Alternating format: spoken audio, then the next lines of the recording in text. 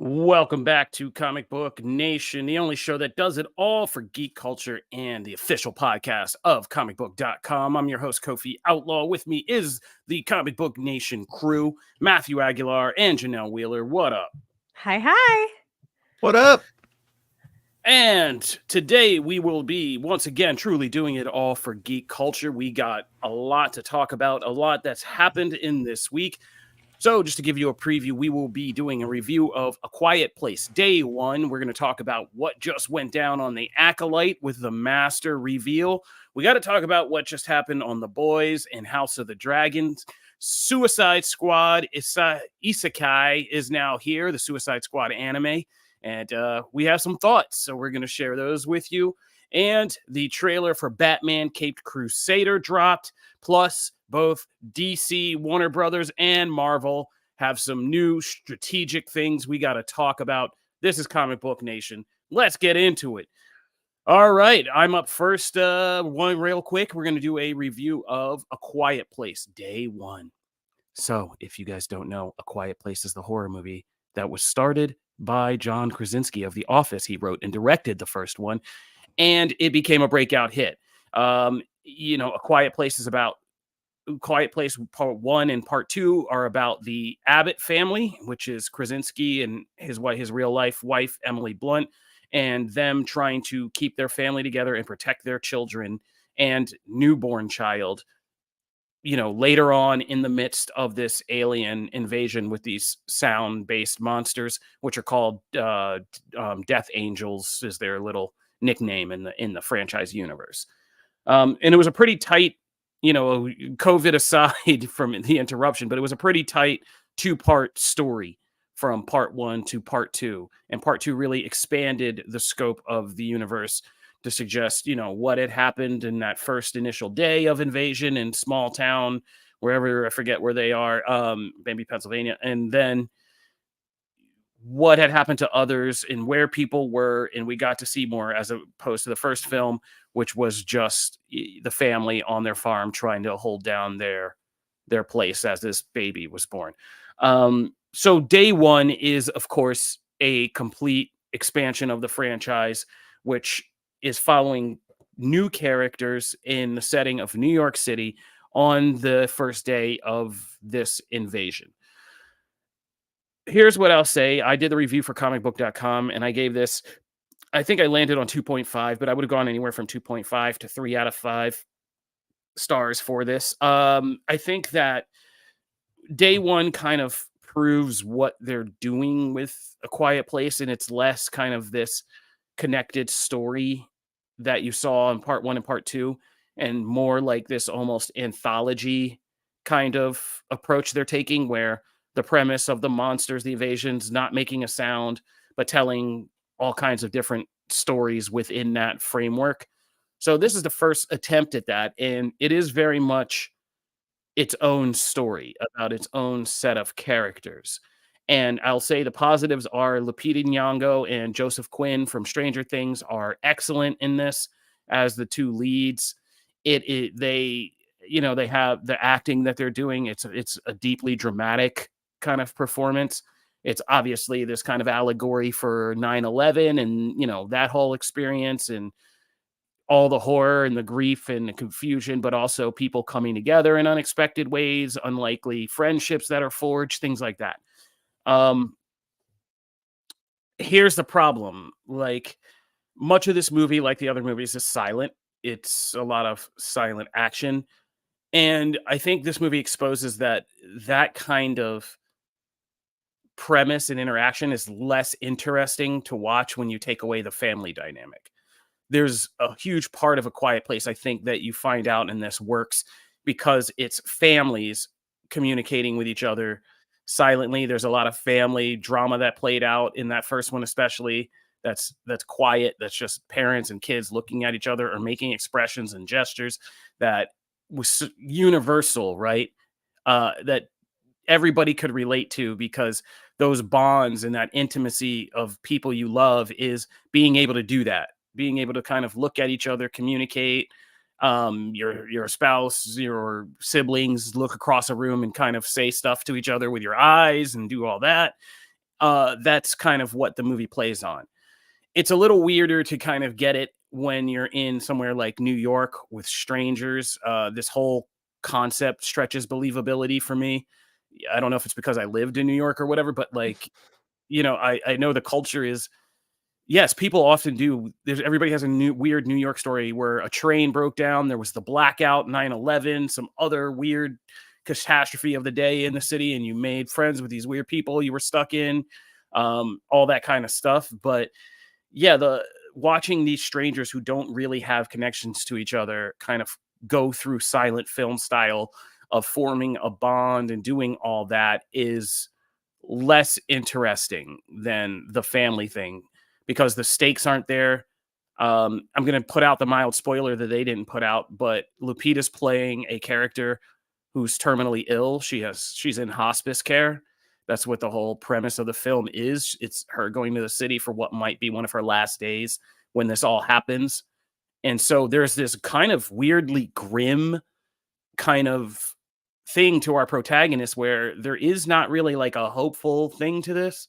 It's kind of a really reconciling with when, the nightmare end of things, whether it's on a personal level because you have a disease or on a bigger scope because it seemingly looks like the world is ending around you, and kind of how do we deal with that is really the thematic point of this movie.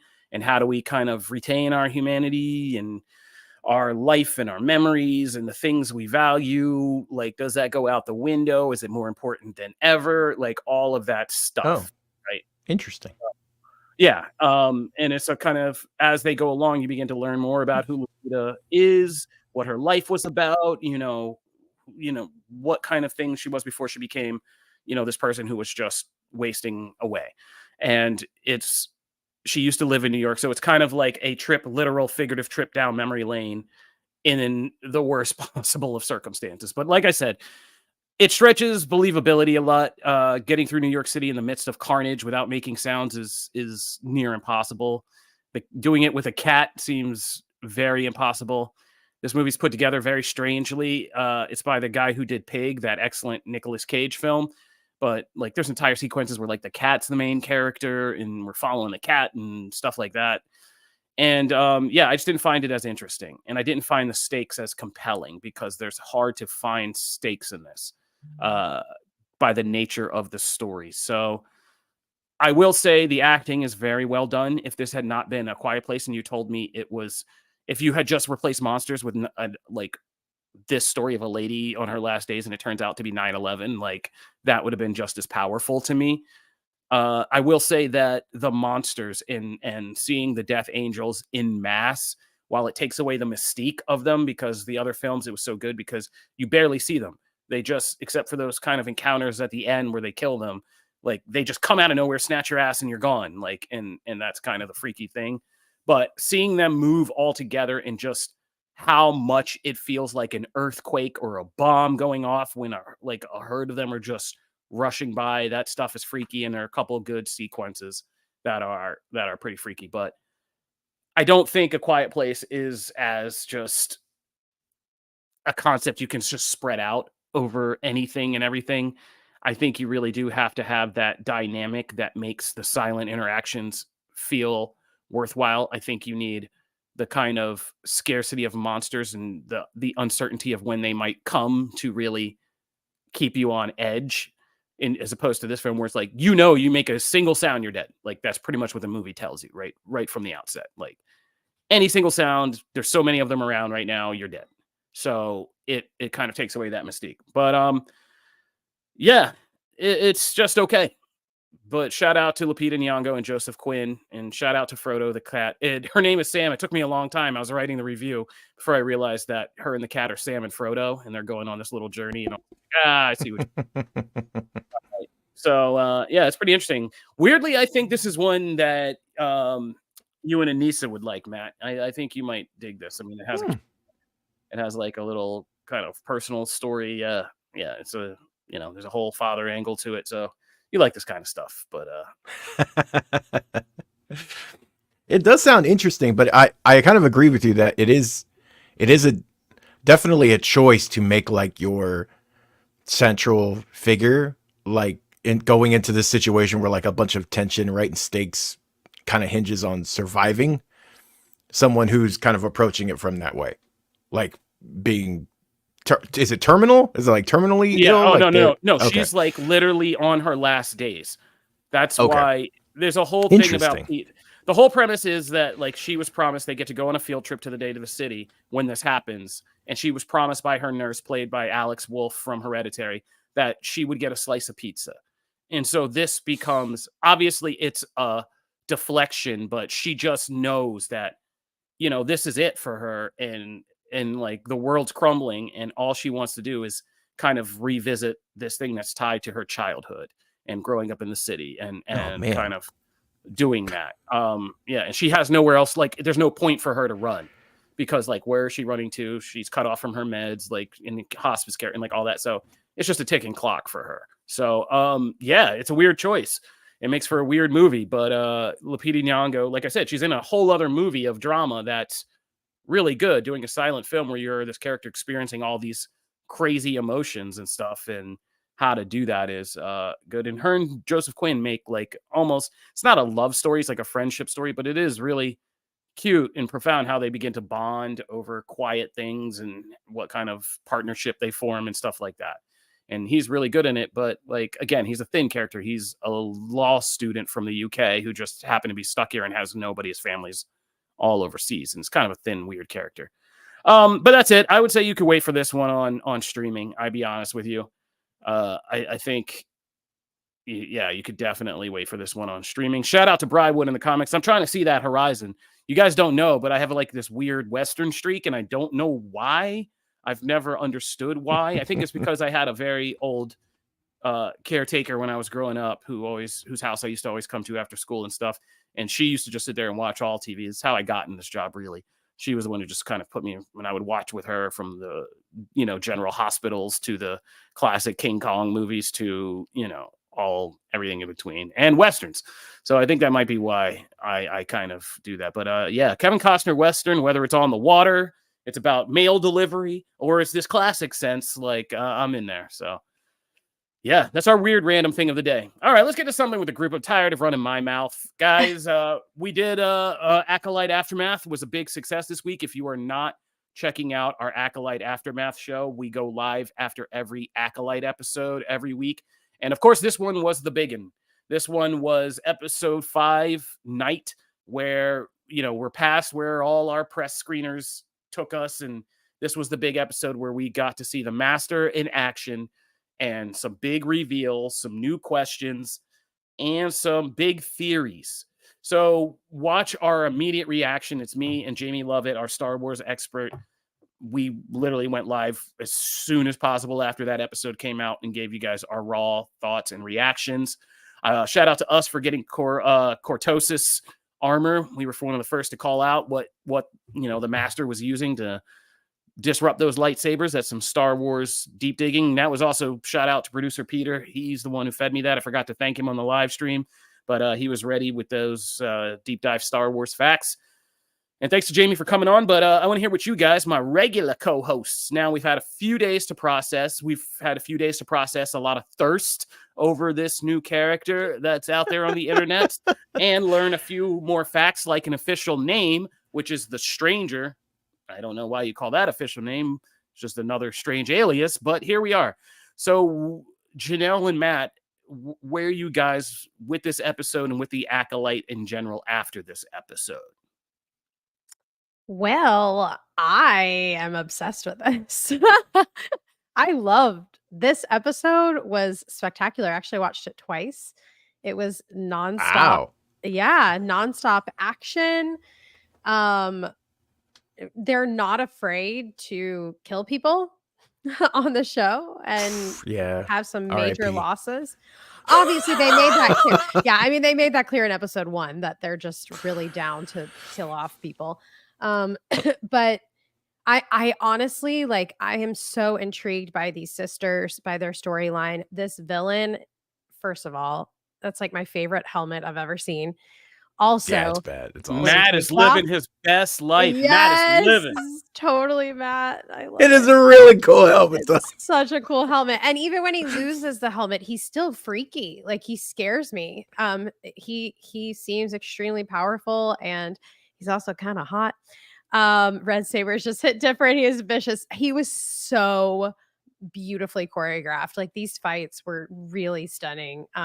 I just love a great like fight choreography moment, and I feel like we got so many of them.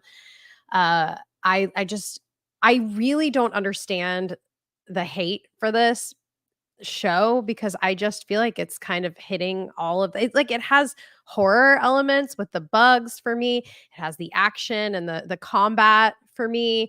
I'm super intrigued by these characters and their story. The acting is really good. I feel like the special effects, like, there's nothing rubbing me the wrong way. There's nothing that's like, oh, I'm going, oh God, that's terribly done, and that's all that I can hope for special effects. I don't have huge expectations. I just don't want it to like be terrible. So yes, I mean, I've been sold on this, and this episode just took it, my fandom even to the next level. Like, I'm really, really into this. Matt, what'd you think? The show rules, man. Thank you. This is once again my favorite episode of the week. Of all the TV that Me we too, watch. except Doctor Who.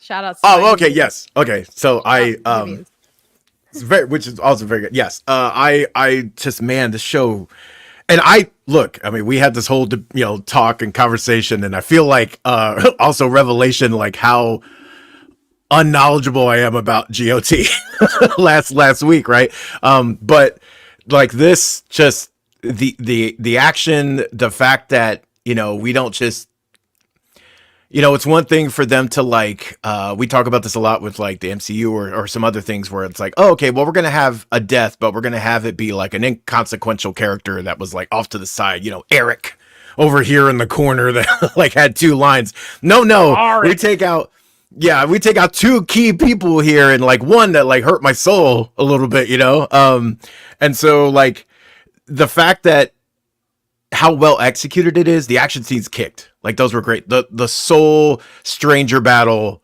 was awesome, even without the sabers, right? Like just the actual hand to hand, yeah, that ruled. I was like, that's fantastic. And it also makes like the whole thing of him Stranger trying to point out that like, this is your master, like this guy right here is about to like like to cut my neck, like all that, like all of that stuff hits because you just see like him fighting with that emotion in real time, right? So like that whole story is great. Manny, just damn fantastic, I can't say enough.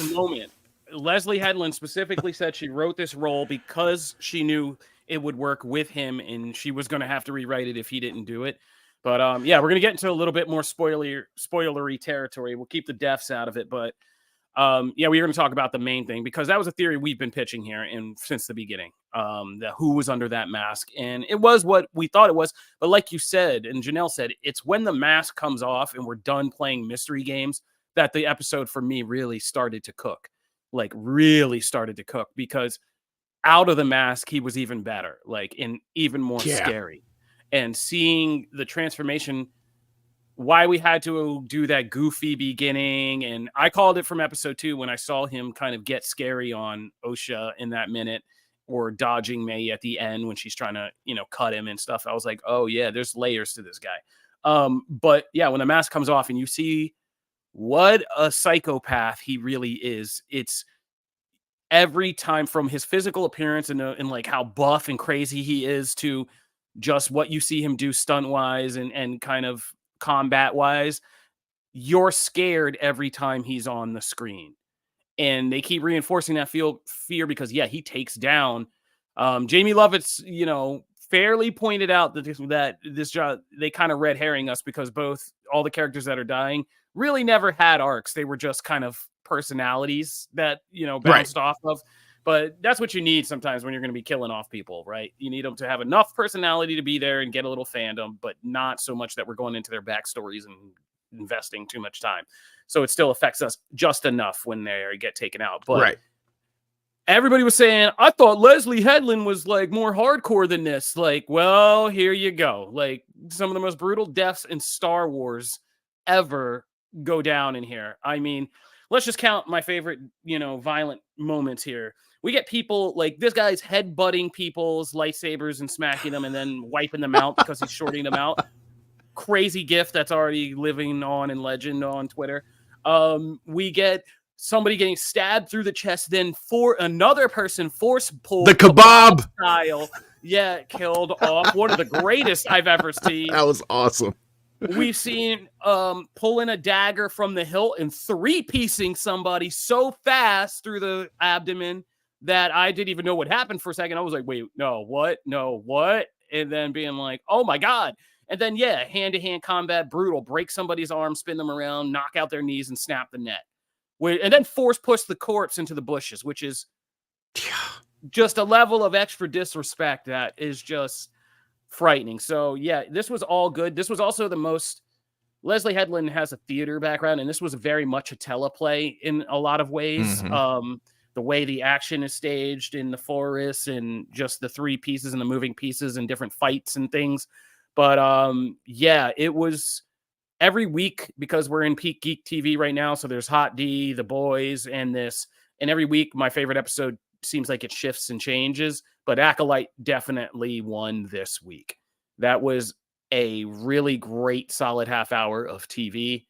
And even though I didn't like the end and we're doing a Freaky Friday now, like really, you didn't like that? I did. I love that. I don't buy it. I feel like everybody involved, first of all, I feel like one party knows it's a Freaky Friday for sure. Yes. And then the other party is just, it's like, how long? I mean, he's just kind of right now traumatized and in shock, but like the show kind of also sets up that credibility thing where it tells you this character is like Mr. Mind Reader, Mr. Sensory. So like not getting that for too Which long. is why I think he knows.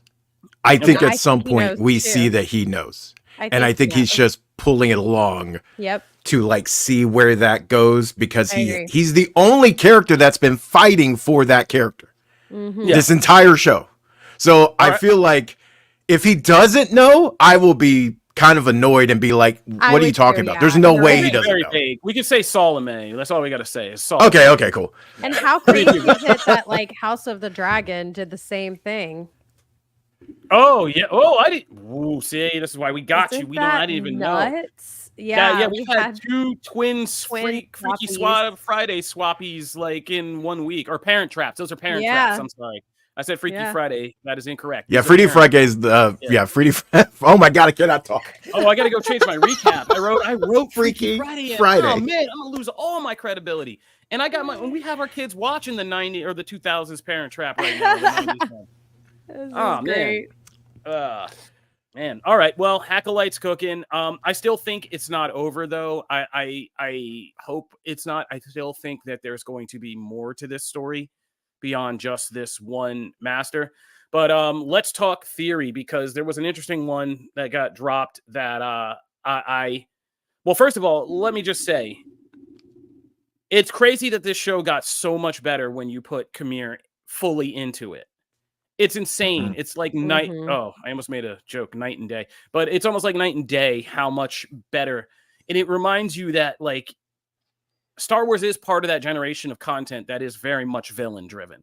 Like heroes are great, all that, Jedi, yay, but like it shows you what happens when you put an actual villain in the room instead of a mystery villain. Because everybody else before this was just kind of hovering like, I don't know. Oh, maybe I'm here, maybe I'm there. Now everybody's like locked in, motivations are clear, stakes are clear, and in having a charismatic villain who can pretend to be 1,000 other things, but is still basically a shark in the room is really, really compelling and changes the show entirely. Shout out to Chris Chipperson in the comments over on YouTube. Yes, we are getting to that now. The theory that has been put out there is that the Stranger is, in fact, the original Knight of Ren. And here's how it kind of breaks down. So in the Star Wars sequels trilogy, we met the Knights of Ren. They were another disappointment of that whole thing. But, Star Wars comics and things have retconned them into being a group that was around during the Galactic Civil War. They helped Crimson Dawn steal something from Lady Kira, from Solo, steal something from Vader's castle. They were around during all of that. And they were led by a guy named Ren. They all wear masks and helmets. They all use weaponry, ancient weaponry and armor. A lot of it specifically designed to counter or kill Jedi.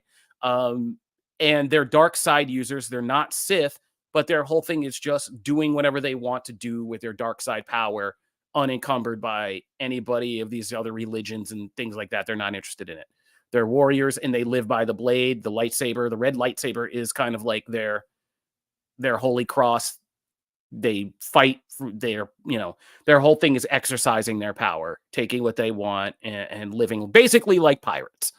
So the theory is that Khmer will turn out to be and Ren indicates that he is not the original Ren, that he killed somebody named Ren, took his helmet, took his lightsaber, and then he became the leader of the Knights of Ren, where Kylo eventually kills him and becomes Kylo Ren, or Ben Solo kills him and becomes Kylo Ren and puts on the helmet, takes on the red lightsaber, and takes on the group.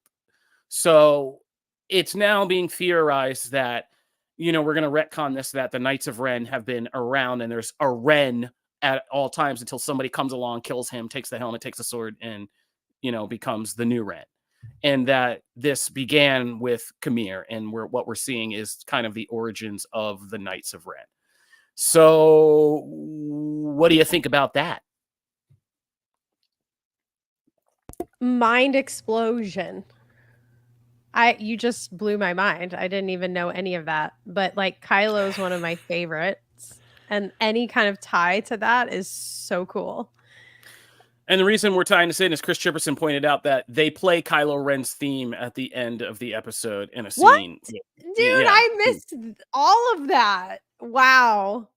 Yeah, so I am called. Oh, Ren. Shout out to the production team for pulling up a picture. Yeah, that's Ren. So the idea is that, this is a tradition that starts with Khmer.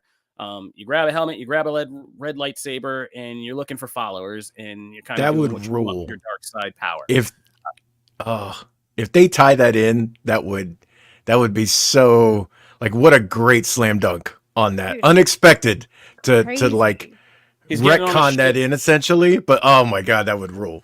Because Knights of Ren has largely been disappointing. Unless you read the comics, to me, there's no, like, that thing is such an unfulfilled idea. So to tie it in here and actually have a person and a personality to latch that onto, that's fantastic. So kudos if that's it. I think we're going to see Khmer trying to, back in his, smuggler guys, trying to get on a ship, and they're going to be like, "What's your name?" And he'll be like, Khmer Ren. And we'll all be like, no.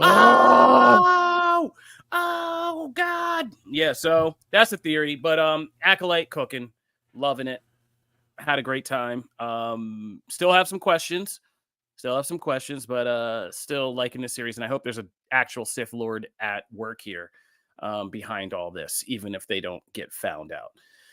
Yeah, justice for the Knights of Ren. That's Richard, our producer in the background, Star Wars fan. And yes, we do so much in the sequel trilogy. We need justice for the Knights of Ren, or one of them. They gave us that Flash and Force Awakens, and they never paid it off. I still can't get over how they just were like, "Oh, the Knights of Ren are off on a mission in Last Jedi," and they were just gone. And then they were just back. And we never found out what they did we? I don't know. Anyway. So, the boys. Moving on to the boys. This was my least favorite of the week. No. You're talking about that House of the Dragon episode and the Acolyte with Khmer and all that. So that shouldn't be too surprising. But I feel like the boys is beginning to spin it. It's just beginning to kind of... We're halfway through the season. You guys realize that, right? Like, this is over the halfway point now. I feel like we're almost towards the end. Yeah, we're in the back half. I think we got 8 or 9 episodes this season. So we don't have that many left. And it's just like, I don't know what this season is about. Like, fundamentally, like, I know all the character examinations we're doing, but the sum of it, like, every season there's been a clear kind of storyline, and this one is very muddled. That's a good point. It's all over the place. And I'm hoping this episode we saw it start to come together. That Homelander's whole, we're not going to be celebrities anymore, we're going to be world powers thing is where we're going in the last half, is just executing that plan and how well it does or doesn't work, what twists there are, and all that. But this episode was the most disappointing so far of The Boys for me this season. Just because there's a point where I feel like The Boys gets to, and since the show has become so popular, this episode's a great example of, it used to be so popular because it was this twisted take on what Marvel and DC superhero mythos was, saying if these characters were real, they'd be corporate. They're very cynical. They'd be corporate owned, branded. They wouldn't care about like all the crazy stuff. They'd be a mess. They'd be Wonder Woman and be getting drunk out in a bar and accidentally bash somebody's head in. The Flash would run through people. Like all this stuff would happen. Now The Boys is like one of the most popular shows around. And so at once in this episode, you have them trying to make fun of like Marvel and DC with the V52 Expo and the release slate of phases 7 through 19. And which was funny. Getting a movie. Oh no, that was great. That's funny. But like, it's hard to ignore when they bring in the Gen V kids in the middle that like, you actually do have a slate. There's like the Boys, there's Gen Z season 2, there's the Boys in Mexico. Like you are a universe now. So the jokes aren't the same. Mm-hmm. Then in the same episode, we go so over the top with like V-powered animals, bursting through people. Yeah, I loved that part. That was hilarious. It was silly. Yeah, it was silly and great. But like, then there's the Simon Pegg kind of the Huey's dad thing, which I thought was such a great and powerful, as a middle-aged person who has like aging parents and things, was such a great metaphor for how scary it can be to deal with your own parents as they're kind of going downhill, aging, whatever illnesses or body conditions they got to deal with, and how hard that can be. With great stuff. But yeah, by the time he's like phasing in the middle of a guy and can't figure out how to hula hoop his way out of that, I was like, I feel like we're going too far here. Like Hugh murders quite a few people pretty gnarly ways. And then at the end, it's like, well, we're just going to duck into another hospital room and have a family, moment send off, which is where I feel like this is getting, like at this point, The Boys is getting in its own way with trying to pull off so many hijinks. Same with the ice skating thing from earlier in the season that doesn't seem to have any ramifications. That there was this huge massacre at an ice skating rink and Homelander was clearly involved in it, and a presidential candidate was clearly on the scene at the same time. Cover-ups, sure, but like that was a lot. So I think we're just getting into this gratuitous point with The Boys where we have to almost every episode be like, "Do you see all the blood and guts? Do you see everybody covered in the blood and guts? Yeah, that's what we put on Instagram." And it's like, okay, I get it. Like if you had shown me this episode in like Hugh ripping out somebody's heart by accident when he doesn't understand what's happening and then raging and coming at them, that's just as scary to me, without having him murder 5 other people and by the end willfully just killing people. Like that was just kind of a weird extension. So I think it goes too far sometimes. But this episode was just okay for me. You guys, I feel like this is going to be the unexpected grenade. Janelle, you seem to disagree. I just had fun with this one. They like the one prior was a little intense for me. Like I just kind of, I feel like we talked about this, Matt, like where we're kind of getting to the point where like, okay, this is just like scarring to watch the show. Like it just is too much sometimes that it's not even really enjoyable. Like you're not really looking forward to it. You're just doing it because you have to, because you already started it. And this episode wasn't as like grotesque or like disturbing for me because it had like the farm animal thing, which I can like laugh at instead of being just horrified the entire time. I also really do like seeing this relationship between Homelander and his son and how he is literally like molding this kid into a nightmare clone of him. And it's really surprising and very well acted by the I don't know his name, the kid who plays Homelander's son. I think it's Cameron Corvetti. Thank you. I I've think had he to did write. Yeah, Cameron he did a Corvetti. great job, Yeah. man. Like that wicked smile at the end of this scene Yeah, where he's he kind of good. flips the script. Like I'm like, oh my God, it is a little Oh, Homelander. This whole time it wasn't really believable to me. And I was like, I don't know. And then I saw this scene and I was like, oh my oh, gosh. yeah. I used that as the header image for the recap. Was him drinking the drink while Homelander's just smiling behind him, like in the off out of Yes. focus. Nailed it. Yeah, that was great. And poor Burke, like the director guy who's in Gen V and in this, who always Oh directs my all the bullet God. stuff. Yeah. I mean, not poor him. He was a scumbag, Yeah. using hitting on that PA, but like, yeah, him just screaming in the background, like, please, please, Homelander, please. Like, I was like, oh man. But yeah, I think that scene was really good because I don't always like the Ryan stuff. I feel like it can really take away from I the show. agree.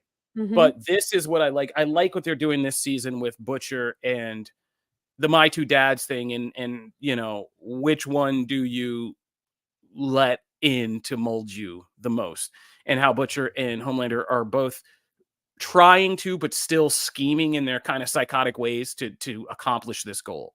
And Homelander's breakthrough after he goes home last thing is realizing he can't do the things to Ryan that he did to himself, and working out how to get Ryan to get to this place he wants him to is pretty haunting. It's also haunting to me as a father who's trying to do that, stuff with a 6-year-old child. I don't want to make my child as nuts as I am. We've had this discussion. And I was like, you gotta be better than me, buddy. You don't want to end up just like me. That's not the point of fathers and sons. You want to be better than me. So yeah, that stuff is pretty haunting. To the group real quick.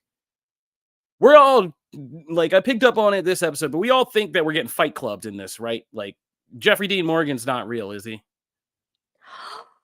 No, oh my God, I didn't even think of that. Kofi, you're blowing my mind possible. today. Has anybody else besides Butcher ever seen this guy? Good No. call. And he's envisioning his wife too. So like, duh. Yeah. It was the end where he's just kind of like congratulating him on being the same old Butcher. I was like, oh, I was like, I know a fight club when I see a fight club. You're Tyler Durden. You won't fool me again. Good Yeah. catch. Oh no, that was the only time I'm gonna get fooled like that. You are Tyler Durden. Yeah. So yeah, I think Jeffrey Dean Morgan is definitely not real, which is more fun to me because when they reveal that means he'll get to basically act like Carl Urban's Billy Butcher. Yeah. Like as a kind of spin-off thing. So that'll be fun to see them. I want to see the scene of them having a conversation when that's all out on the table, because that's going to be really funny. So I'm here for that. And, Giancarlo Esposito, whenever he shows back up, it's going to be a pretty good time. And so seeing Stan back, and I love the way Stan deals with things. Like he's just always on point. He's very Lex Luthor-ish. Like he never is bothered. The most bothered we see him is when he ruins his shoes in a cow pie. And he's the one character who can walk into the room with all these sharks, like Victoria Newman, who could pop his head, Butcher, who might kill him, Homelander, who might kill him, and he's never scared. He's got mind control like Debo over He these ain't people. never scared. Yeah, I got mind control like Debo. When Homelander's there, I'd be quiet, but when he's gone, I'd be talking again. And yeah, so seeing him back, that's fun. But yeah, I'm glad you guys love the flying sheep and the bull and stuff. I know Matt loved that stuff and the chickens. I know you were giggling like a Why? I think you guys all said it really well, because like my thing is, for me, this was my second favorite episode of the week. But again, it was a steep drop from Acolyte to everything else. Okay. Ooh. That's how I felt. felt. Talk about that hot D after the break. But up first, moving right along, let's talk Suicide Squad Isekai. I know if you guys haven't checked out, subscribe to our podcast feed, because Anime Initiative kicks off every Tuesday. And I know they'll have something much more kind of in-depth and smart to say about this. We're coming at this as DC fans and kind of I'm moderate anime fan. You guys are entry level, no offense, but moderate and entry level anime fans. So that's how we're kind of judging. There's an ant on my screen. Oh man, keeping a dirty house. About whether or not we like this Suicide Squad anime. So Yeah.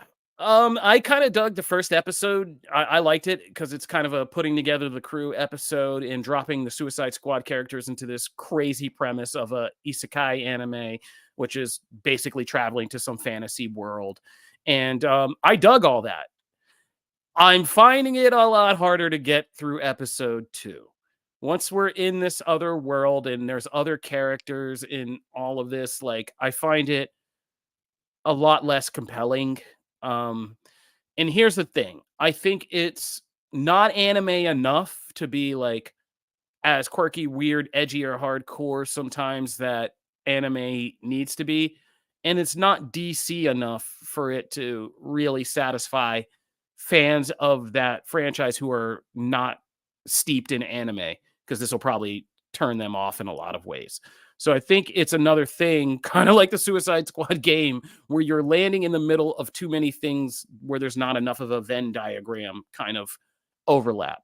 It's not like Batman Ninja, which was very much just Batman, but in the aesthetics of anime. Yeah. This is very much anime themes, story ideas, and stuff like that, kind of dressed up as DC. It's kind of the opposite. And like I said, I don't know how big the Venn diagram is for people kind of who want to see both of these things mashed up together. That said, I enjoyed kind of meeting the crew and seeing anime takes on them in the first episode. That was entertaining enough. And to our credit from our kind of discussion during the poll list this week, also check that out, our comics focus segment.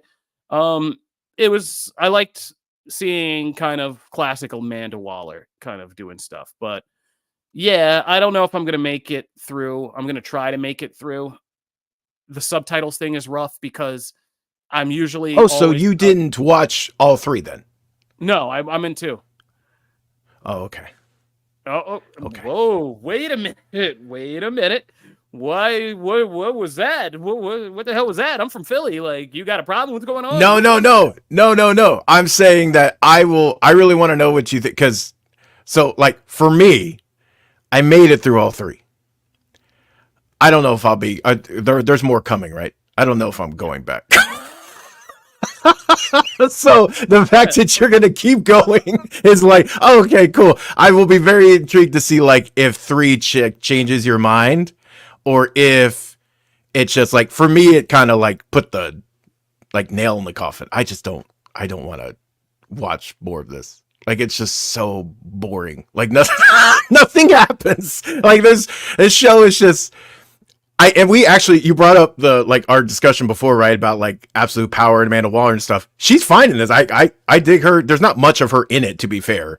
But like I did mention that I was kind of like burnt out on the Suicide Squad, like that initial kind of premise and idea. And so unless you're gonna get super creative with it, it's just kind of boring on its own for me. And like that whole opening episode, there's some fun moments for me, but like it's that same like beat for beat thing, and I was just like, I gotta slog through this again. It's like seeing the Batman and the pearls. You know what I mean? Like as soon as I see the pearls fly, it's like, oh my god, I gotta sit through another Batman origin. That's why the night was great, because like it found ways to make that interesting and spice stuff up. Oh my god, like, and even like okay, so like the Rat King, like the Ratcatcher, like that whole thing is a cool premise. I even like the flashback stuff, but like, oh my god, like it was just so like I feel like I've seen this before in various versions, and there's nothing here, which is nuts to me, because like you going to another world that's like almost like set with like space age medieval stuff, that should be interesting, and how is it not? I don't get how it's not interesting to me. So I don't know, I slogged through that third one. I had to make myself it's a third one, and I was like, okay, I'm done. So I would just be curious what you think. You're selling me on never doing it. But Janelle, I'm sorry in advance. I feel like I should apologize to you in advance, but I know your time is very limited these days. So how bad is the damage? How much do we owe you? I'm so frustrated. Maybe it's just the Roku or something, but I texted these guys and I'm like, y'all, I can't get subtitles. And so my mother-in-law's here helping me out with the baby. And we're sitting in this.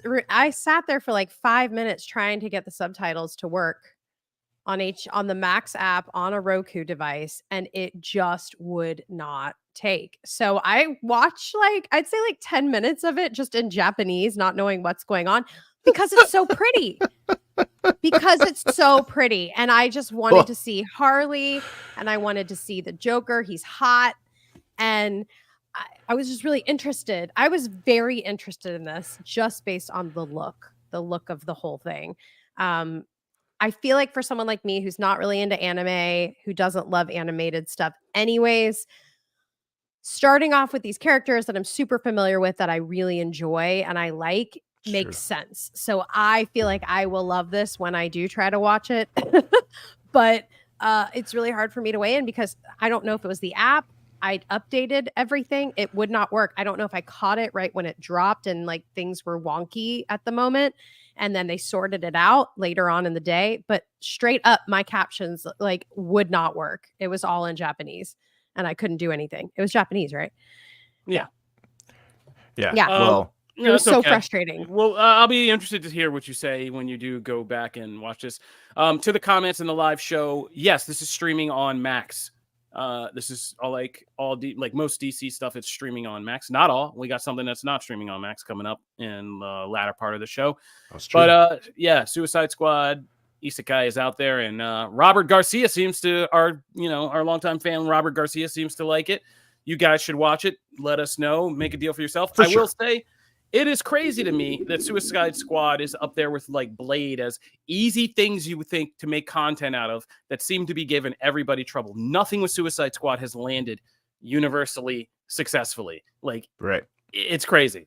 So I don't know, man. All right. We're going to take a break when we come. Oh, sorry. Go ahead. I don't want to cut you off. Go ahead. Huh? Oh, no. I was just going to say, I kind of agree with Brywood. I think it's time for a timeout. I think it's put that on ice for a little bit. Let people fondly reminisce and forget, and then come back and bring them with the thing. Because it's just, man, this is not clicking for me. I don't think you need to build the Suicide Squad as its own thing unless it's a mini story about a bunch of people dying and only 2 of them making it out, like a horror movie. Yeah. I think they're a great thing to deploy in other stuff. Other teams are doing something, and then Amanda Waller sent Task Force X. Now you have a set of characters you got to deal with. I think it's more interesting in that always. And I love James Gunn's The Suicide Squad, but I think we've proven that they're just a great dynamic to put in maybe other stuff. All right, let's take a break. When we come back, we got to talk about House of the Dragon. The Bear is back. Brr. Batman Cape Crusader dropped its trailer. HBO is doing something different. And we got to talk about Marvel and Hall H. Stay tuned for all of it.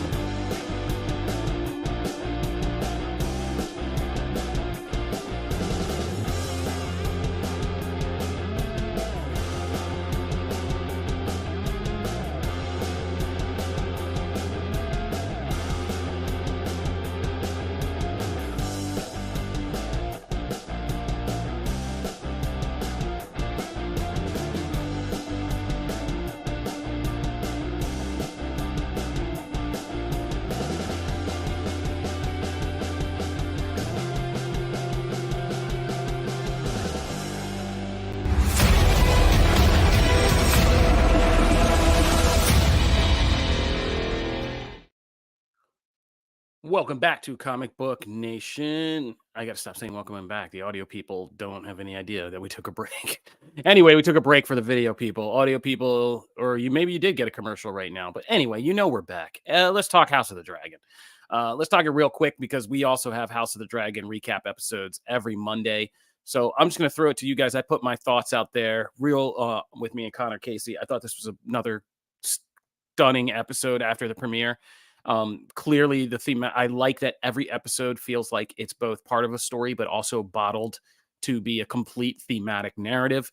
This one's, of course, about the frailty of powerful people and all the people caught in between, and what happens when these powerful factions can break down and start, eating each other. Is a lot of innocent people in the middle get, the common man, as this episode reminds us in several ways, are the ones that end up suffering.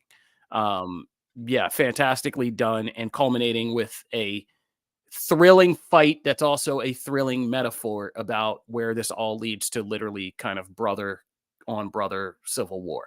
So I thought it was really well done, and again had me on the edge of my seat at the end. What did you guys think? I'm like waiting for Matt. I want to know Matt. Oh no, I was waiting for you. I was gonna let you go. Okay. I was gonna let you go. I had to unmute myself. Just love the Targaryens so much. I just love being platinum blonde and pretending like I'm part of this amazing universe with it. Like, I find this show more compelling than Game of Thrones. I can't believe I'm saying that, but it's easier for me to wrap my head around it. There's less like houses and all of this other drama. Like, I feel like I just get it. Like, it's easy to follow. I'm obsessed with Damon. God, I love this actor so much. Matt Smith is just amazing. I like the brother on brother, like that scene. Obviously, I mean, if you guys haven't watched this episode by now, I don't know what to tell you. But like they're like falling on your sword, and like I was trying to predict what was going to happen during that whole entire fight sequence. I'm like, well, they're going to have to kill this guy. They're going to have to kill. How will they know? And then, like, he takes himself out. It was wild. The dragons are just so well done. Everything is just so great about the show. And I truly did not have faith, because do you guys remember when they announced this and then they were doing some other Game of Thrones thing? Remember, they started shooting it and then they just threw it away. Do you know what I'm talking about? Yeah, the long night is what they were going to do. It made me Yeah. nervous. It made me think, oh no, they're going to try to do this spinoff. They're going to try to do something Game of Thrones. It's not going to be good. Everyone's just going to compare it to the first series, the original series. And I like this more than Game of Thrones, believe it or not. I think you're safe saying that. I think, because I asked the question before, is this going to be the greatest single season of Game of Thrones that we see? And so far it's shaping up that way. And it's funny because it's kind of the same things I was touching on with A Quiet Place Day One. It's different when there's political maneuvering of different factions, different groups, and all that stuff. Of course, we get why in America, especially, we get that and stuff. But it's different when it's intimate, when it's a family, when everybody is related, who's killing each other, when babies are getting taken out, and it's not gratuitous like You're marrying your uncle. When like in here, it feels impactful, because when Cersei's last kid jumps out the window, by then we understand that, but we don't feel that pain that she does because we hate Cersei. Here, every kid that gets taken out, like, we know, even if we don't know the kid, like, we know the impact of that death is going to affect every single character we do care about. And it's something you don't go back from. The stakes in this are sky high. It's not just life or death. It's also, heartbreak, family bonds, and all of that stuff. And when you begin to put yourself and imagine that, it's a lot more edge of your seat, thrilling, and emotionally impactful than Game of Thrones is. And so even though Rhaenyra is your main character, seeing her locked in that room is terrifying in this. And I think my takeaway from this episode, the biggest one is, and a lot of people, is I love Game of Thrones when they make unexpected villains, and Sir Criston Cole has become so quickly the biggest villain in like Game of Thrones lore. The hate this man gets, if you are called a Criston Cole, you need to fight the person who said that, because they are basically calling you an F-boy of the highest caliber. And yeah, but he's good too because I like these characters. Damon, like both of those guys are so psycho, and you don't know what either of them are going to do. And so even if you identify with these two queens, Allison and Rhaenyra, they both have these men next to them that are just complete nutcases, and you don't know what they're going to do. I loved finally seeing Rhys Ifan, like as Otto Hightower, kind of drop the act and really be who Otto Hightower was in this episode. I think the actors, I don't have their names pulled up, but I know Tom is Aegon, and I think Ewan is the guy's first name is Ewan playing Aemond. Like that time jump and getting to know those characters so little in the first season, they're growing on me so much. Seeing Aegon kind of in this episode was really good, and I feel like this is the one where he becomes the crazy king of legend that we're going to see once it's him and Kristen Cole like running the show. Yeah, Ally Caliber F boy, he a fan. That is right, Brywood. Matt's taking over. Yeah, that gagged Matt. Oh boy, but I mean, he is a fan.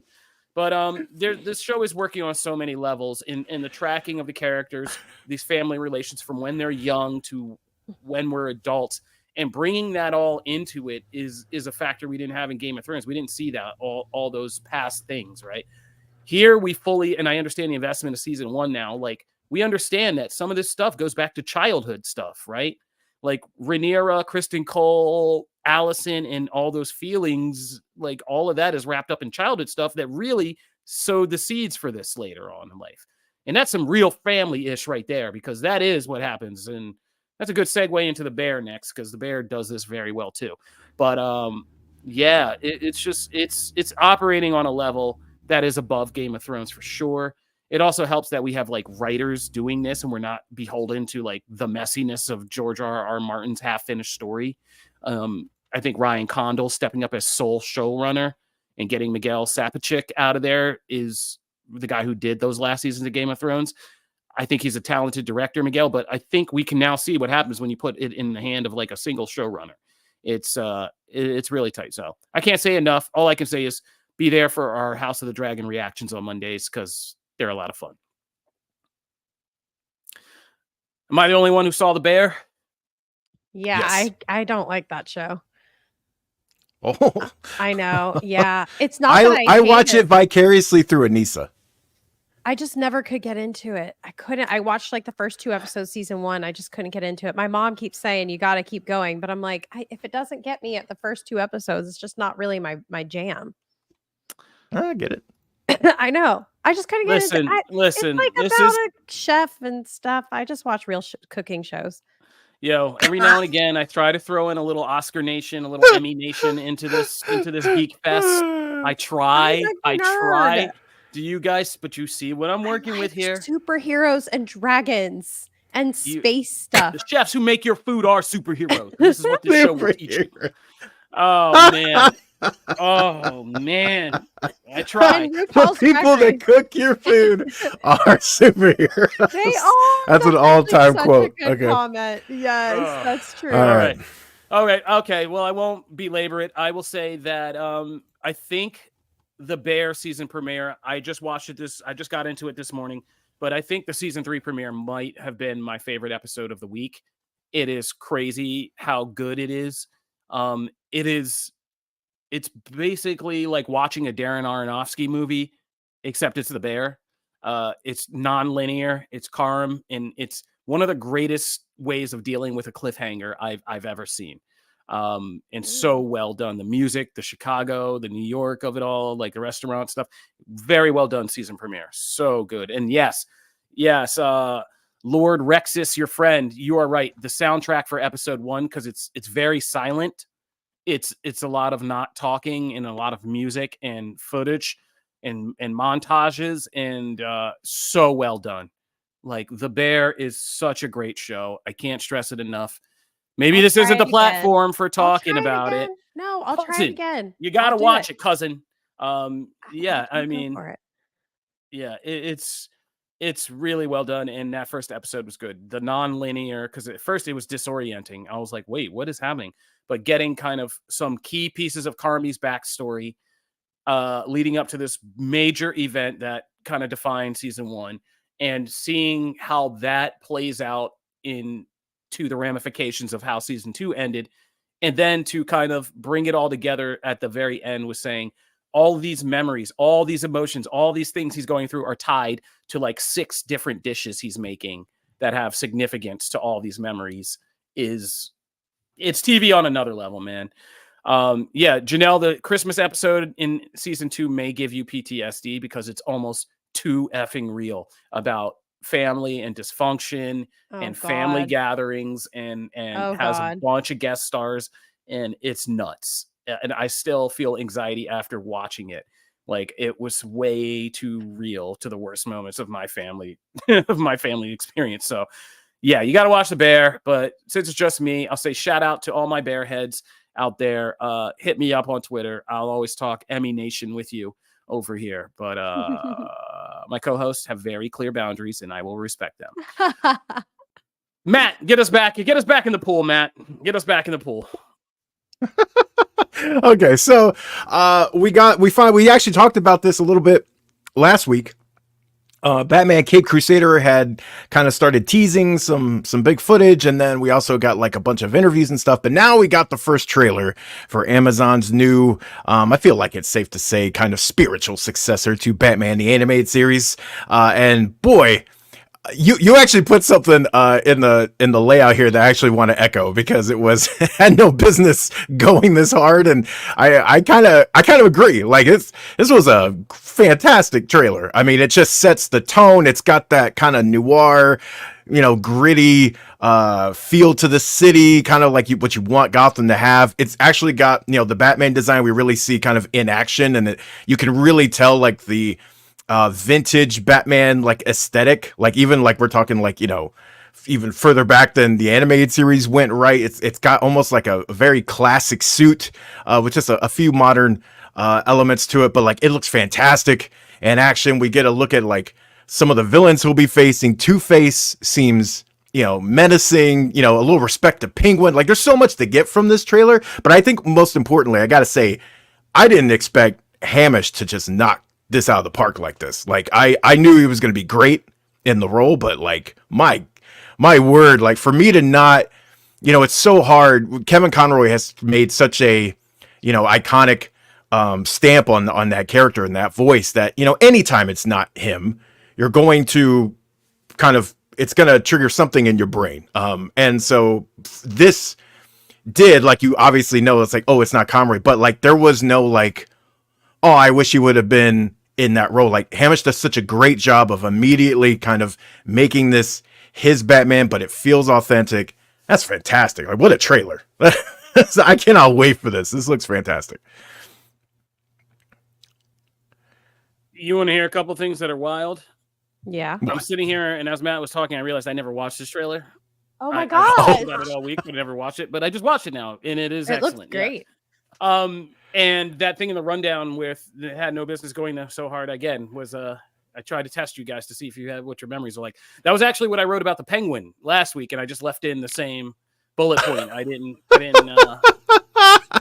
Well, it was very fitting though. It was that's very fitting. That's why I did it. I knew, because I had seen. See, this is how crazy our job is. Like, I've had to do so much about people's reactions to this, who it features, the different takes on Harley Quinn, all that. I've written so much about it this week that somehow I just never watched the actual trailer.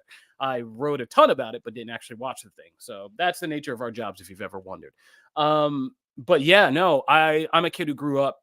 I was there that first day that Batman the Animated Series premiered. And with what was the first episode? Oh man. Oh, I can't believe I'm blanking on it. I wanted to say it was like the Robots episode. No, it's a Man-Bat episode, I think, is the first one, right? Anyway. Of the first one of the animated series? Yeah. Oh God. I don't know. I have to go back.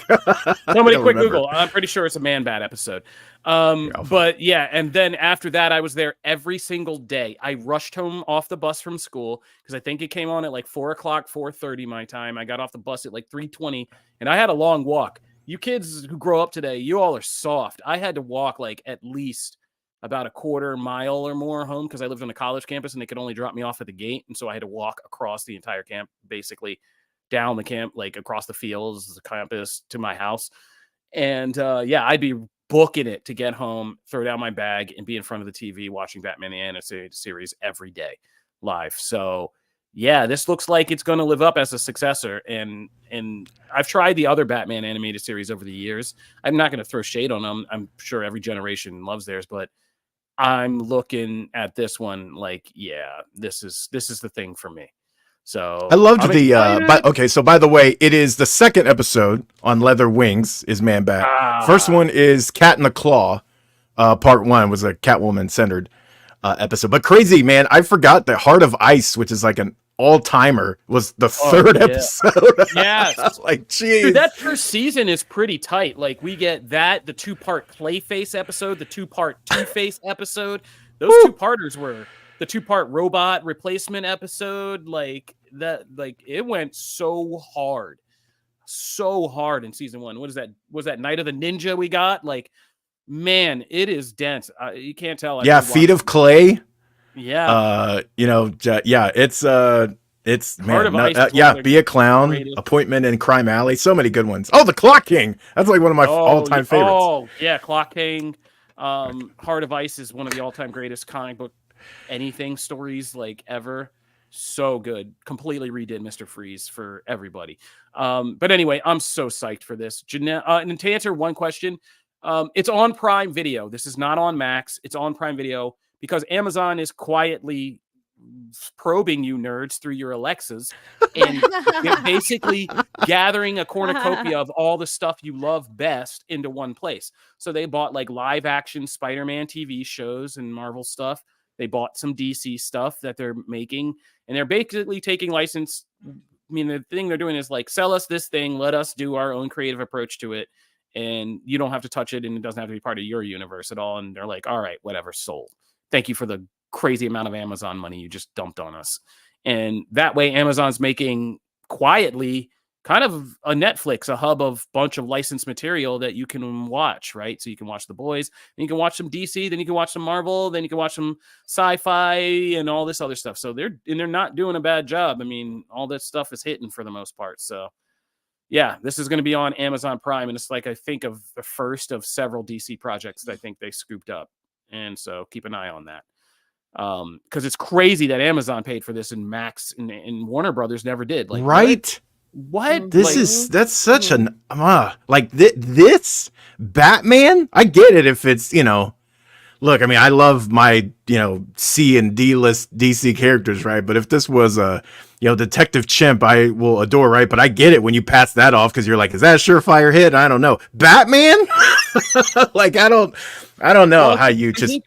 I mean, if they were smart, I think Amazon went there and was like, look, man, your Batman animated series, they ain't been hitting lately. They done all right. Like, the Batman and stuff like that. They've been all right, but there's never been another one.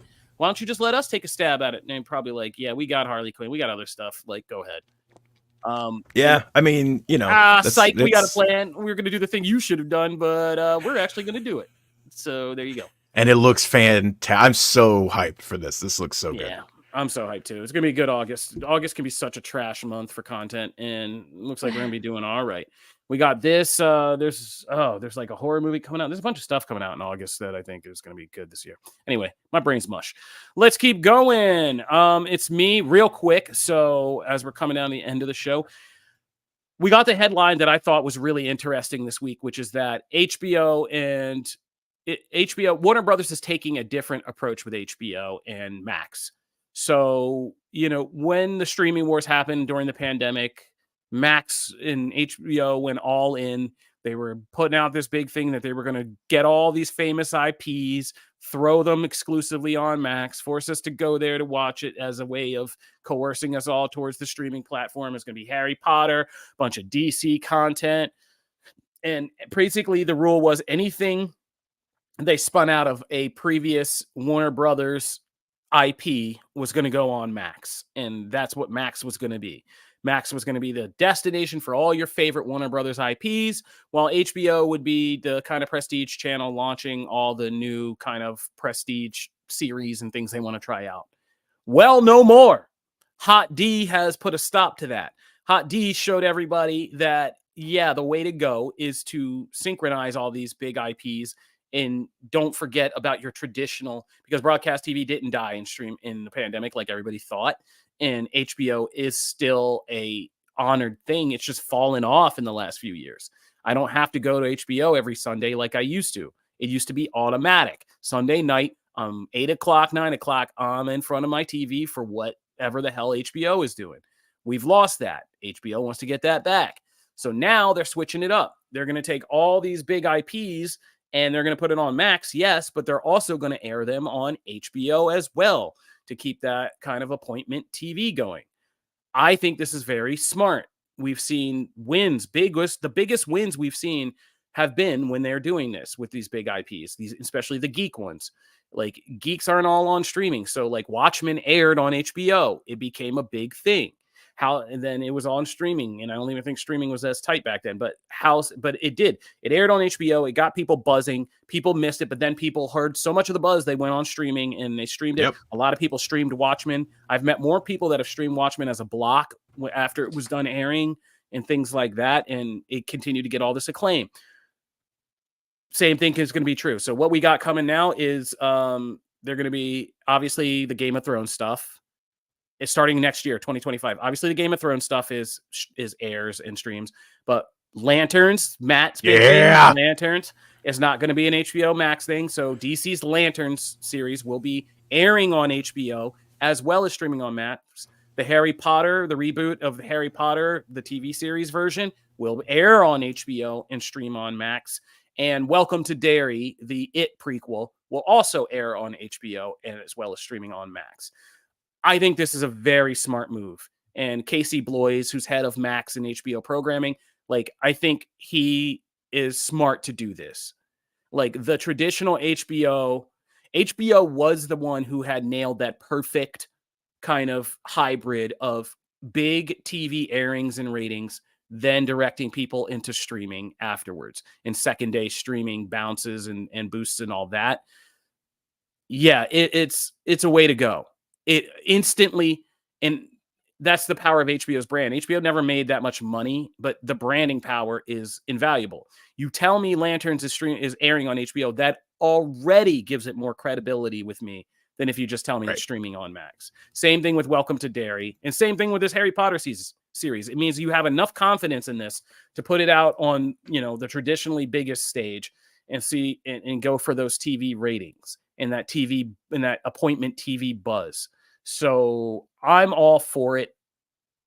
How do you guys feel? I mean, there's some other questions though, because there's IPs that I wrote this article that are in the middle, like the Sex and the City series, and Just Like That, and Peacemaker are two that are arguably big enough IPs to air on HBO, but they're doing pretty all right, just kind of streaming on Max.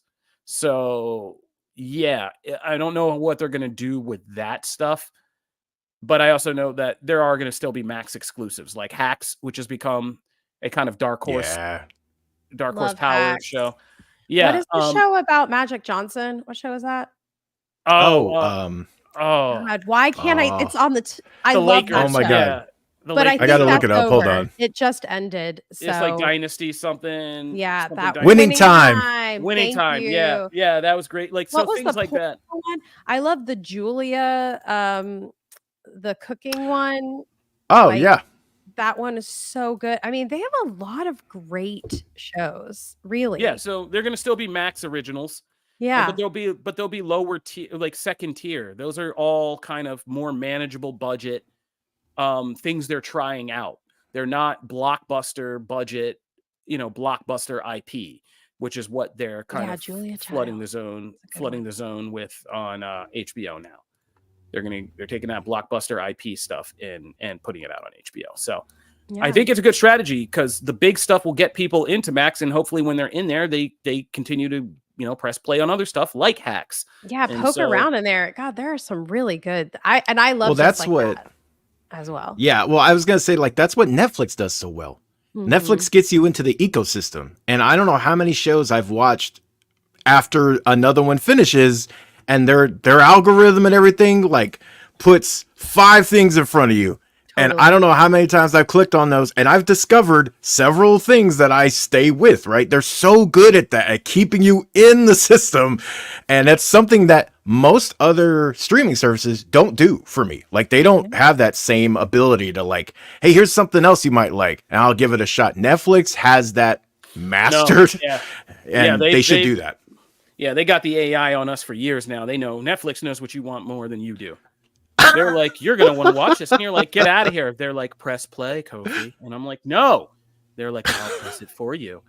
Or they just start playing it. Now they just start playing it. You don't even have to press play.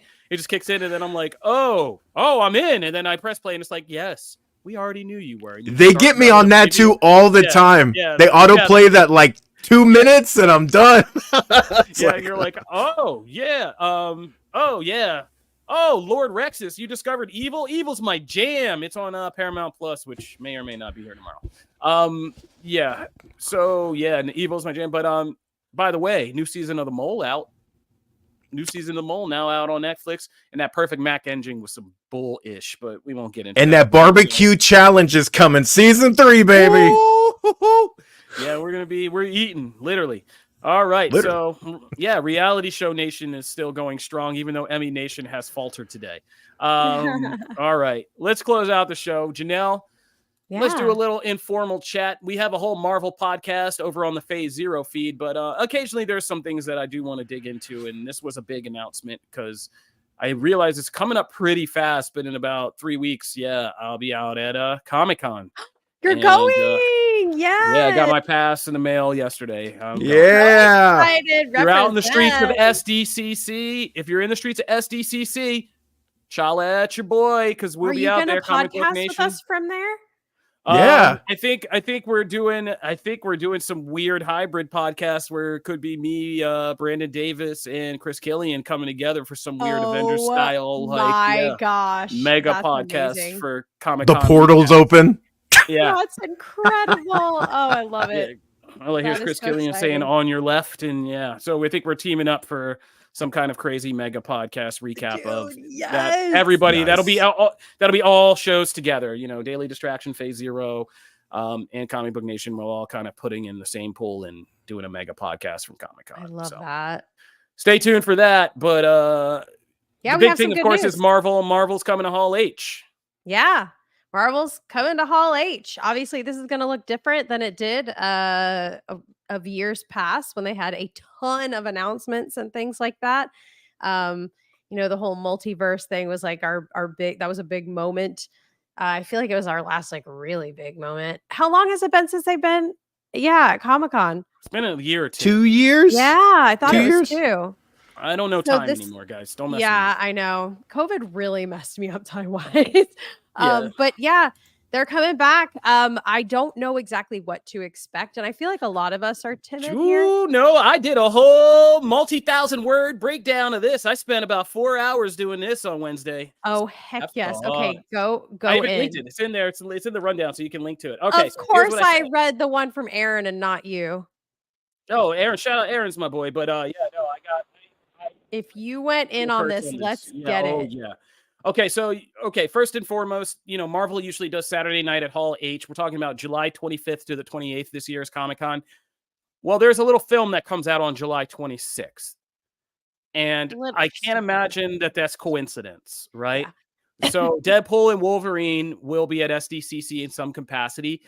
Here's the thing. I think, it'll be kind of late in the game to be doing like a panel. Maybe they will do one. It'd be fun to see Hugh and Ryan on stage doing that whole 9, doing that shtick and helping to sell the film. I think the big thing is this could be our secret screening. SDCC always has something where they take a group in Hall H and then they walk them up through downtown to the theater that's at the mall in the middle of downtown, and they hold a screening. That's how I saw Captain America: The First Avenger in 2011. That was a secret screening for that.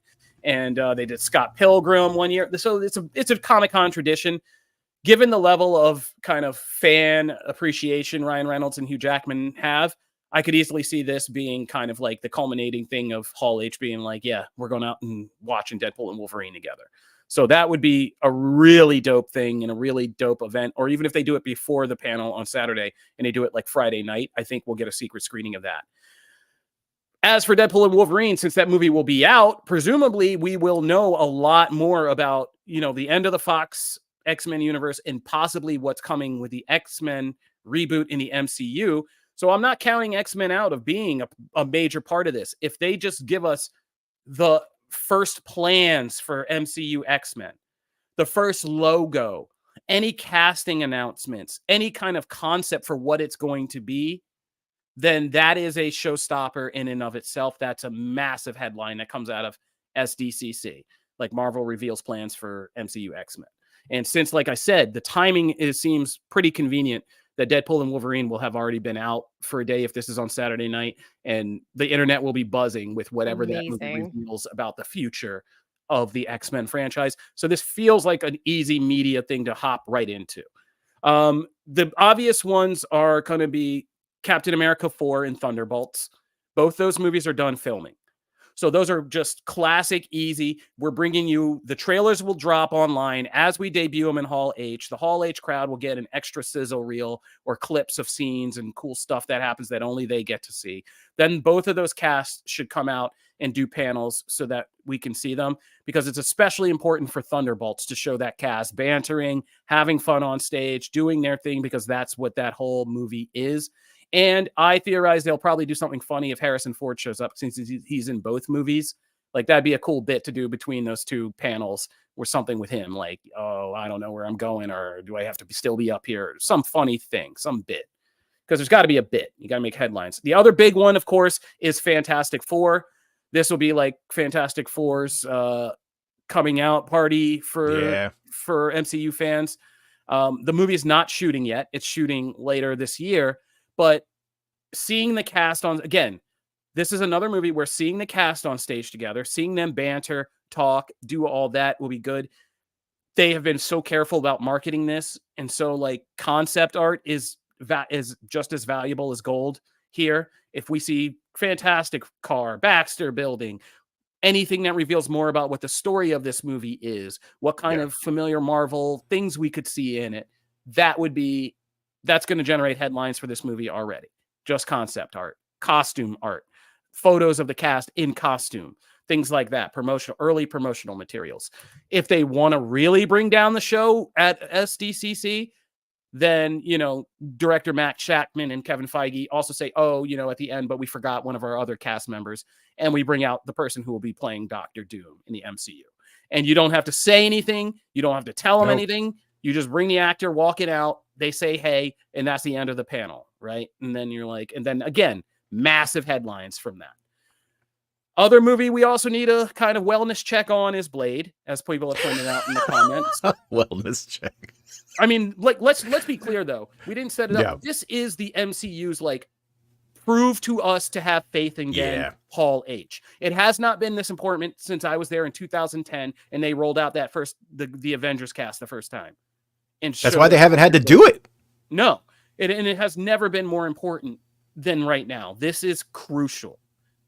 We know the year Marvel Studios has had. We've heard all the insider reports about the troubles. This is where you got to show your classic fan base. We still here and we back on track, and it's going to be lit the next few years. So yeah, a wellness check on Blade is important because this movie is the biggest kind of dumpster fire of PR dumpster they've got right now. All you got to do for this is easy. You bring out Mahershala. You bring out Mia Goth. You bring out a writer and a director. And you say, meet our Blade team. Guys, we're good. Here, the stars say, oh, we've seen the new stuff. We good. And here's our creative team. We locked in. We good. Even if it lasts just that day, you just bring it out and you do it to show confidence. Like, yeah, no, Blade's here and we're still going and we're locked in now. So that's that. Then you get into so that's all the biggest stuff that's going to be there. On the movie side, at least. Let's talk about TV real quick. Daredevil Born Again's been filming. There's two that are in the can, largely. Daredevil Born Again and Agatha All Along, right? We just saw a promotional image as we've been sitting here for Agatha All Along drop, so they're already starting to market that. That has a crazy kind of female comedic cast. you definitely want to bring all of them out on stage and let them banter, have a lady-centric kind of panel, and just let them talk about that whole thing. Reveal a trailer if there's not one already out, or sizzle reel or something like that, and do that whole thing. But you keep that short because, you know, you do that. Daredevil, Charlie Cox, and Vincent D'Onofrio are freaking pro. They know how to work a crowd. So does John Bernthal. So you bring back that cast. You talk Marvel, and you show a trailer. You drop that trailer for Daredevil Born Again, and you talk about the Marvel Netflix stuff. And again, if you really want to pop out and show them, you then do, oh, but shouldn't we, oh, isn't it long? Wait, what about our other friends? And then you have Kristen Ritter or Mike Coulter or both or whatever it is also pop out and be like, yeah, you'll see us too. Because we've heard rumors that Ritter's at least in Daredevil Born Again. And if that's true, bring her out. Because again, that's a show-stopping, headline-generating moment for that show beyond the trailer. Other than that, like some more of the far-flung possibilities are getting something from Ironheart, because Ironheart is still happening and they filmed that, and you could drop a trailer for that if you wanted to put something together. And you could also do something for Wonder Man, because that's filming, and you could do just a sizzle reel of selling that concept, because that's the only Marvel Spotlight entry up here. And so if you want to keep hyping Marvel Spotlight, yeah, you do something for Wonder Man. And Kevin Feige has already told us how different it's going to be. So you show us something that lets us know what kind of vibe that show is on. Finally, I think you start the panel with Marvel Animation, because Marvel Animation is now official. So you have your friendly neighborhood Spider-Man, which is Peter Parker year one Spider-Man in an alternate universe where he becomes mentored by Norman Osborn. So that's an animated series you really do need to sell. This would be a good place to debut that. Eyes of Wakanda apparently is still happening, which is an anthology series about Wakandan war dogs spread across the globe and the missions they go on for Wakanda. So you can reveal that. X-Men 97 season 2. Anything about season 2 is going to get everybody going crazy. And if you have any cast members from season 1, that'll get anybody going crazy. And What If season 3 is already in production. They already teased that at the end of season 2. So you got to have a trailer for that. So you could do Marvel Animation for part of this panel and kill some good time, especially if it's early when people are still filtering into Hall H, everybody's getting seated and doing all that. You can run through all of that. So yeah, that's everything that pretty much we could see in some form or fashion. No Marvel panels. There's different tiers of them. Yeah, the tiers that have trailers and panel talks with the cast are longer, but they do fit in a lot of those smaller ones where it's like, hey, here's the Fantastic Four cast, here's concept art, hey, and there's Doctor Doom, and then they just hustle them off stage. So I think we could get a pretty extensive panel, which is terrible for us because it means we'll be up on Saturday night writing our asses off like our hands are breaking, and there'll be so much information to probably cover. But yeah. But I agree with you though. This is a big platform, a big showing for them. Like they need this. They need this to go. I think it's just a big thing of confidence. I think it's just a matter of like that has waned significantly over the past year and a half. So I just feel like you put everything out there and your ducks are in a row. That goes a long way. On top of, go for the slam dunks. Fantastic Four cast, I think is like a no-brainer.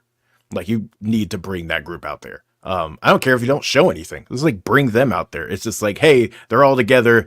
This is your Fantastic Four. This is really the linchpin of our new era, because really this is what we don't have anything on X-Men yet, right? So this is the linchpin for everything moving forward. I think it's important for them. Yeah, some people are speculating about D23, but I think that would be such a bad move again to hold all this stuff for D23. Like D23 should be new projects announced and more looks at the stuff we only got teased at Comic-Con, in my opinion. Yeah. I think you need to go hard at Comic-Con. Bry Wood asks, what other surprise besides a Doom casting and X-Men kind of context, X-Men reveals could we get? I didn't put this in the article, but if they tell us what the revised culminating event of this whole thing is, like we know Kang Dynasty and Secret Wars are kind of on the bubble, but if they reaffirm what the next big Avengers movie is, I didn't even put in Young Avengers. We could get a Young Avengers announcement. Yeah. Man, I was slipping. I didn't even put that in there, but that's all speculative. This is all kind of stuff I knew they could bring. Those are Also, just the announcements. Avengers thing though would be huge because that also addresses your still kind of giant Kang problem. Yeah. No, I think you still do have to that. do that. Unless there's something about revealing those titles that tells us what happens in some of these other movies, I think you do need to tell people where we're going now. And if there's a young, I mean, I think you just got to treat of it like, I think Kevin Feige at the end has got to be like, now let's talk Avengers and say, okay, where are we going? Like, what's the new plan for this culminating event? And are we getting a Young Avengers thing? And those would be two big, just Marvel likes to go out on just announcements that make everybody scream loud while Kevin Feige escapes the building. And those would be two big kind of announcements to make. So I don't know. That's my best guess. That's all I do. Make guesses. Anybody have anything else to say before we close out?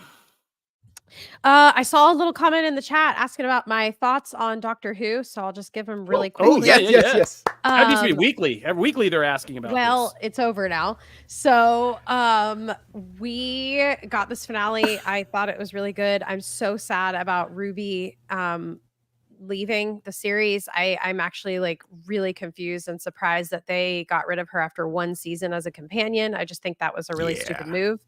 I loved her story. They wrapped it perfectly. It was beautiful. It was an incredibly emotional end for her as a companion, but I do have qualms with it. I don't like that. So I do think it was a bad move because introducing a new doctor and a new companion at one time and not giving us like time to really like get adjusted to them, like more than one season, just seems like something that I'm not super fan of. But her story was spectacular, and I love the way they wrapped it with a bow, like how she's getting to see her real mom and she's going to go meet her dad.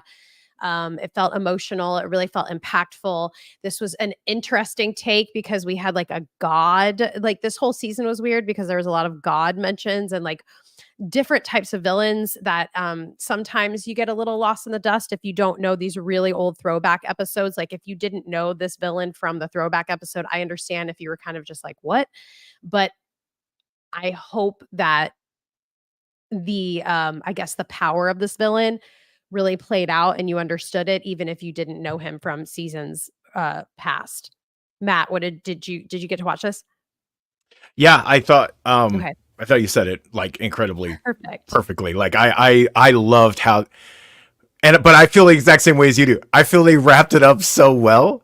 Yeah. But that also made me excited to like, okay, like that story's done. Like we can now move so many other places.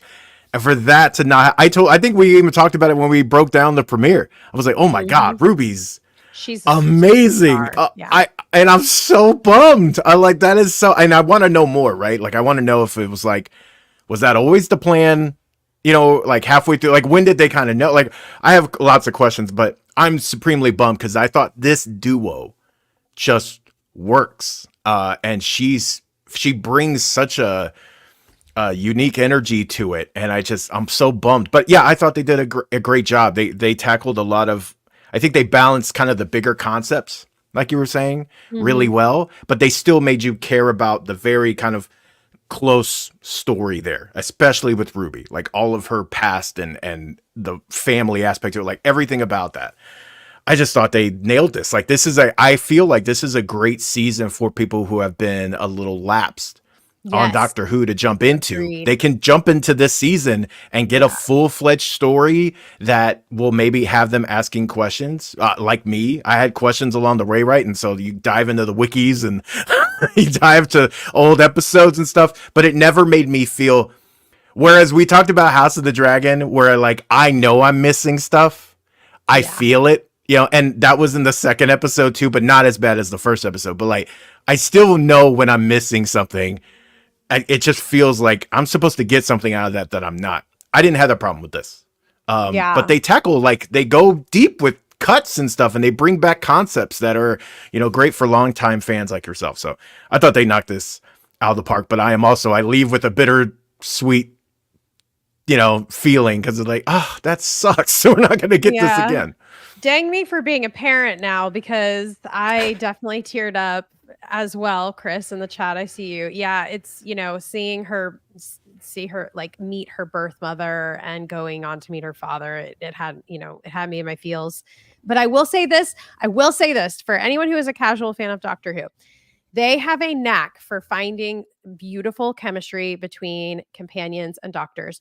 So don't give up hope just if you love this one companion, especially if this is your first time watching or something, because in my experience, Rose was the best. No one can be better than Rose. Like, she's the best companion. No one else. Like, I don't want someone new. Like, how could they get rid of her? And then the next set of companions came on, and I was like, oh my God, I love these companions. Like, and it just, you fall in love. Just keep yourself open. That's the thing about this show. You have to stay open to new doctors and new companions and kind of like fall in love with each of them for who they are. And they do a good job of that, I will say. Yay. All right. This has been Who Dis, the Doctor Who segment of Comic Book Oh, Nation. I love that, Kobe. And that'll take us out. This is Comic Book Nation. We are the only show that does it all for geek culture and the official podcast of comicbook.com. If you are subscribing or just jumping into this episode, be sure you subscribe on your favorite podcast platforms, whether it's Spotify, Apple, or iHeartMedia, or anything in between, because we are out there and we are dropping so many shows a week these days that it is crazy. This week alone, we did a House of the Dragon recap on Monday, Anime Initiative on Tuesday, the Pull List with Matt on Wednesday, Quick Save with Matt, the gaming team, on Thursday, the Acolyte Aftermath also on Tuesday, forgot about that, and the live show here on Friday. So, one subscribe hit, ton of content every week. You can keep your podcast, your Geek podcast, whole thing going and learn a thing or two if you just subscribe to us. One show, do it all for geek culture. If you are an MCU fan and you want to really get into things again before Deadpool and Wolverine, you can head over to our companion feed, Phase Zero, and subscribe to that, and they will take care of all your MCU needs as well. And if you like Pokemon, we have a Wild Pokemon has appeared, so you can keep up with Pokemon culture on that podcast as well. Matt, Janelle, thank you guys for hopping on to me. It's wild. We all got to get out of here and probably, do kid-related stuff these days. Pretty nuts how far we've come in this podcast. Man, it's been a whole saga for you, Janelle. We need to do like a whole Sarah McLachlan slow-mo look back, because I think over the course of this podcast, you have met your husband, dated your husband, married your husband, and now you have a son. So, yeah.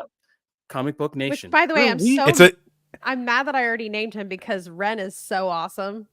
Oh man, Ren is a great name. Yeah. Dang it! You shall be Ren, the first of the knights. I love it. Yeah, Comic Book Nation, where life happens. All right, we're getting out of here because I'm gonna get back to life happening. This is Comic Book Nation. We'll see you guys next time. Peace.